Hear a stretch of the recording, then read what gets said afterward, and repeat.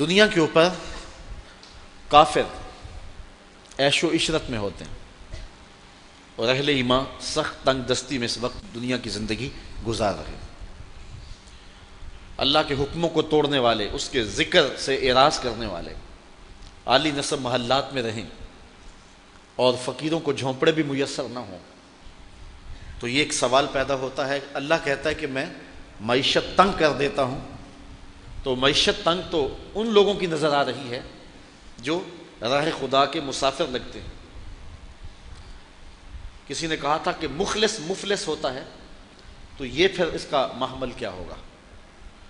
تو علماء فرماتے ہیں کہ یہاں معیشت کی تنگی جو ہے وہ گزران کی تنگی ہے۔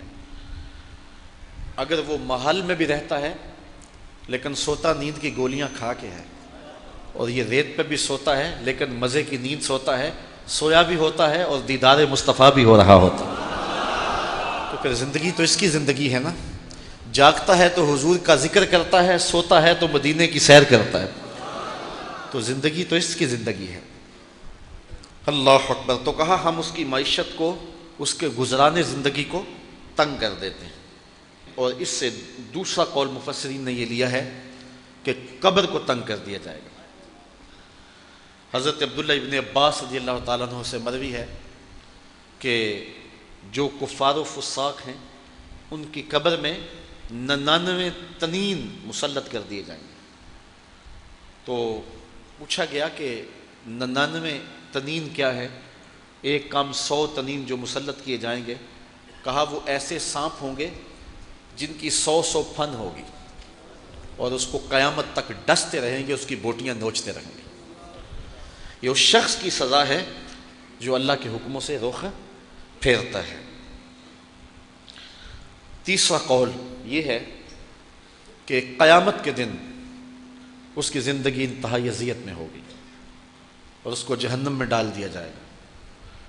اور میں دوپہر کے اجتماع میں بتا رہا تھا کہ جب جہنمی کو جہنم میں پھینکا جائے گا تو اس صورت میں نہیں ڈالا جائے گا، یہ محمدی صورت ہے، یہ صورت چھین لی جائے گی اور احد پہاڑ جتنا ایک ایک دانت ہوگا اور 70 گز موٹی کھال ہوگی اور شکل تبدیل کر کے اس کو جہنم میں ڈالا جائے گا، رسوا کر کے ڈالا جائے گا۔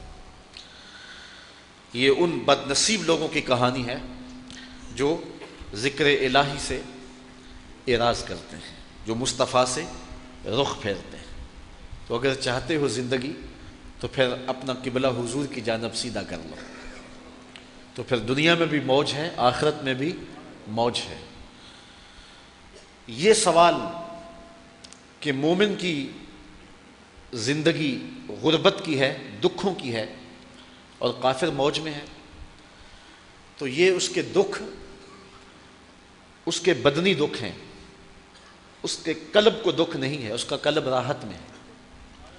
اور دوسری بات یہ ہے کہ مومن جب مقام رضا پہ ہوتا ہے تو پھر وہ دکھ میں نہیں ہوتا۔ جب مومن کامل مومن بن جاتا ہے تو پھر اللہ کی طرف سے آنے والی ہر شے کو بخوشی قبول کرتا ہے۔